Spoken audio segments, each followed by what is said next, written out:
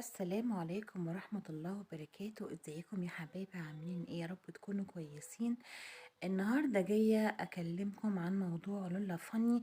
من شوية هي طلعت في بث مباشر، بتتكلم وبتقول، آم، بتتكلم على مشاكل بينها وبين اهل جوزها.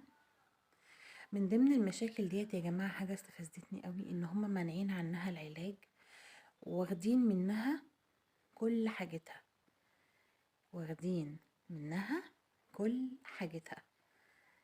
يعني انتوا متخيلين؟ مانعين عنها العلاج اللي هي من غيره صحتها بتتدمر. حتى هي او غيرها، دي لو عدوتكم مش كده. يعني في ناس بتعمل حاجات ابشع من كده كتير. حتى لو هي عملت فيكم ايه بالذي، اقصى عقاب ليها انكم تسيبوها. يعني كفاية هي تتطلق وخلاص. هي لو هي مثلا طلعت شهرت باخت جوزها او قالت، فده ما يدكمش الحق انكم انتوا تمنعوا عنها العلاج اللي هو نفقة الدولة. دي حاجة يعني حاجة بعيدة عن الحاجة دي. يعني انت ازاي تعاقب مراتك ام ولادك عقاب زي ده؟ مهما كان دي في وضع حرج، حامل وهي كمان تعبانة. انا مش معاها. ممكن يكون حقد، ممكن يكون غيرة هي اللي وصلت الامور بينهم كده، ودي غيرة هي اللي وصلت الامور بينهم لكده، ومشاكل وتراكم. يعني في حاجات بتبقى تراكمات. انا من رأيي اقصى عقاب للبني ادم اجتنابه. يعني انك انت تسيبه كده بيهري وينكد في بعضه، لو الشخص ده يعني ظلمك او جه عليك، او انت شايف ان هو انسان حقير. يعني بمعنى الكلمة الانسان ده انسان ندل، انسان وقح، اذاني في شيء ما. ماشي. انا اقصى حاجة اعملها ان انا ما احطش مستوايا، ما نزلش مستوايا للمستوى ده. هي طلعت اتكلمت على مرات اخوها، ودي حاجة احنا استغلطناها فيها. هي بتبرر ان هم عملوا. ما يديكيش الحق ان انت تطلعي تقولي ده اصل مرات ايه، اصل اخت جوزي عملت لي عمل. وعلى فكرة البنت شكلها طيب خالص، يعني ملهاش في اي حاجة. فدي حاجة بينه وبين ربنا، احنا ملناش دعوة. بس يعني انا بتكلم في نقطة العلاج ده حاجة ملهاش دعوة، لا بتعاقب انسان عشان قال، ولا تعاقب انسان عشان طلع. ده ملوش علاقة. يعني انا بشوف ناس درجة الحقارة عندها واصلة لأعلى السحاب، معدية درجات، ودرجة البجاحة عندها برضو معدية درجات. بس انتوا عارفين ايه احسن حاجة تخلي اللي قدامك نار كده تاكل في بعضها؟ نار تاكل في بعضها انك تجتنبه خالص، ما تردش، ما تعملش مستواك من مستواه. هو بيستفزك عشان ترد وتعرفه انت تعرفه مقامه بايه؟ انك تجتنبه، تبعد عنه كده. هو يحس انه انسان منحط، يفكر يقول ايه يعني، للدرجه دي كل اللي انا بعمله ده مش مؤثر فيها؟ للدرجه دي كل اللي انا بعمله ده محوقش فيها؟ ايه ده، هي جبله؟ ايه ده، هي بتحسش؟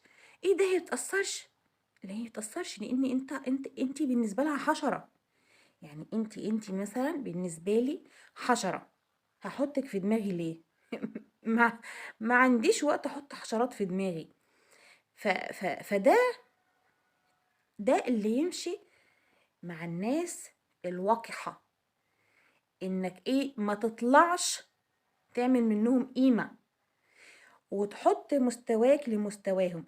مثلا انا مثلا حد مثلا ضايقني، انا على صفحتي ناس محترمين، على صفحتي ناس محترمين جدا عارفين مين هي بسمة، وناس ما ينفعش ان هم يشوفوا بسمة في مستوى غير لائق. يعني انتوا متخيلين؟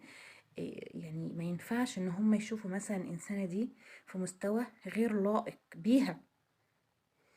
فانا بحترم الناس اللي على صفحتي، وبحترم شخصيتي، ان انا ما احطش نفسي مع زبالة يعني بمعنى اصح، يعني ما نزلش مستوايا لمستوى عالم زبالة. يعني في ناس بتبقى مريضة بعقلها، مريضة بتفكيرها. انت لما تريحهم وترد عليهم تعمل لهم قيمة. انت تتعبهم بايه؟ لا مبالاة.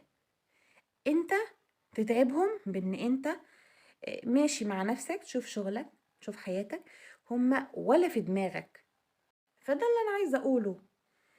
لولا او غيرها، هي مثلا طلعت قالت انا عمتي عامله لي عمل، كلنا استغربنا. ولما شفنا عمتها قلنا لها يا بنتي ده انتي عمتك دي الاستاذ ده مش عارفه ماله مش مظبوط، ده انتي عمتك دي طيبه، يعني شكلها ما يديش على الكلام ده، انتي ظلمتيها.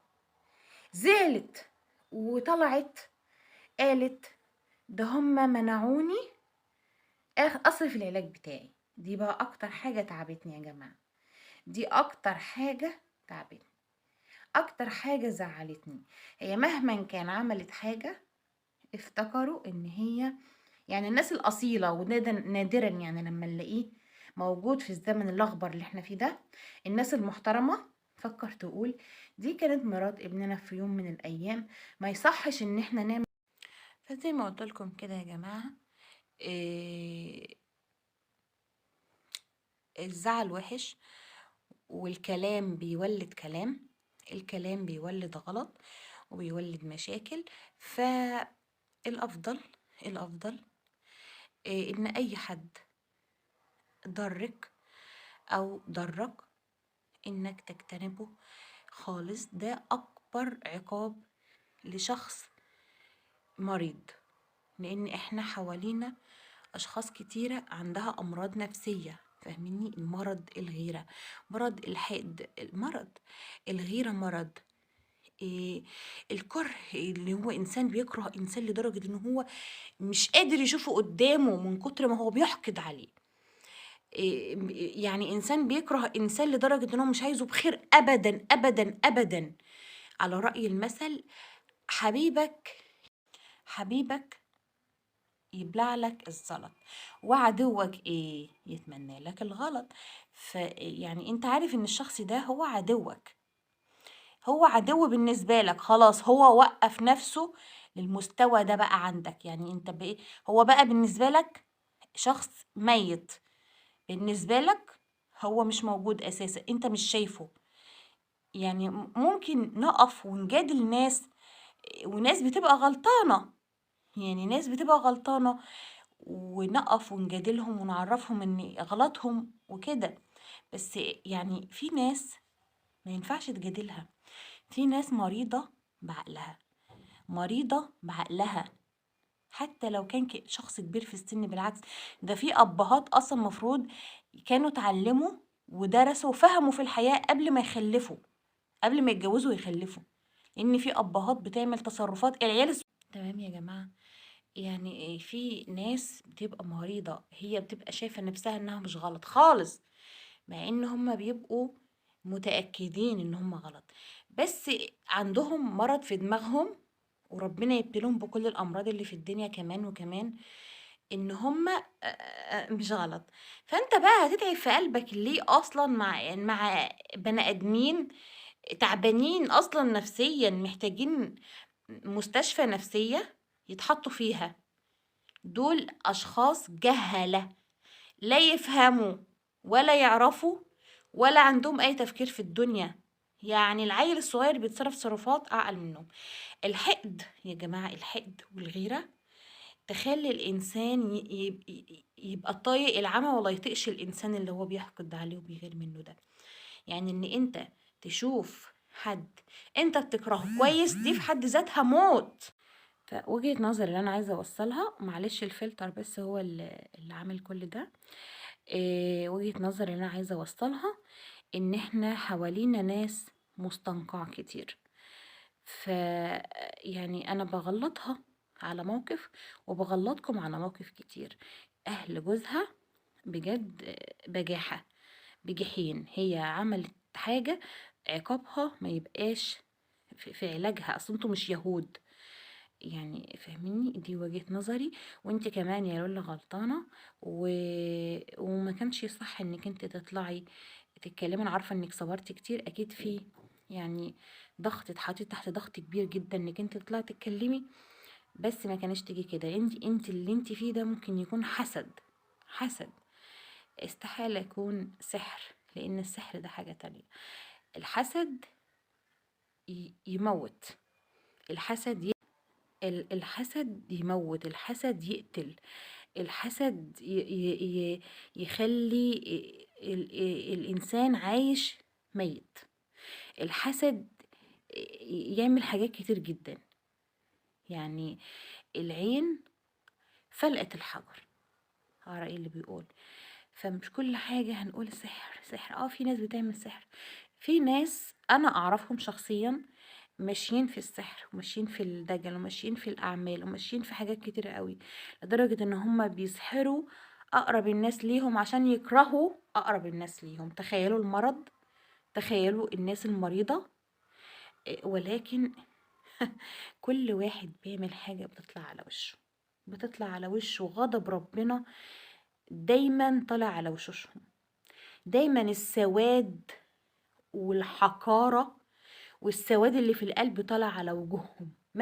شوفوا مهما عملوا، لو راحوا حجوا مليون ألف مرة، ولو ثبتوا للناس ان هم ناس محترمين، مفيش بعد كده. ربنا فوق ومطلع على كل حاجة، ربنا فوق ومطلع على كل حاجة.